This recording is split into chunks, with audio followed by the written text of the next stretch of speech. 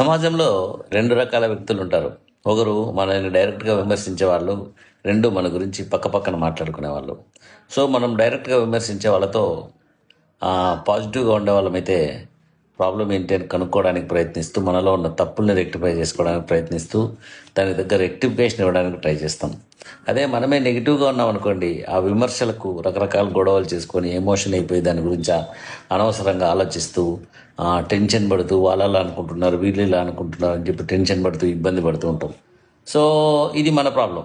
So విమర్శకుడిది కాదు problem, ఇది మన ప్రాబ్లం. సో ఎప్పుడు కూడా బీ పాజిటివ్గా ఉంటూ సాధ్యమైనంత వరకు మన తప్పు ఏదైనా ఉంటే కరెక్ట్ చేసుకోవడానికి ప్రయత్నిస్తూ రిమైనింగ్ వదిలేసేయండి, దాని గురించి ఎక్కువ ఆలోచించద్దు. రెండో రకం ప్రజలు ఉన్నారే మన గురించి పక్కపక్కన మాట్లాడుకునే వాళ్ళు. సో అట్లాంటి వాళ్ళు చాలామంది ఉంటారు, మనకు తెలియకుండా. మన ఫ్రెండ్స్ కూడా అట్లాగే ఉంటారు, మన శత్రువులు అలాగే ఉంటారు. సో వాళ్ళ కోసం మనం చేయగలిగింది ఏంటంటే, ఎప్పుడు మనం పాజిటివ్గా ఉన్నట్టే చూపిస్తూ మన పాజిటివ్ ఫీలింగ్స్ మాత్రమే చూపిస్తుండాలి. సో అంతే, అంతకుమించి చేయగలిగింది ఏం లేదు. Accept criticism.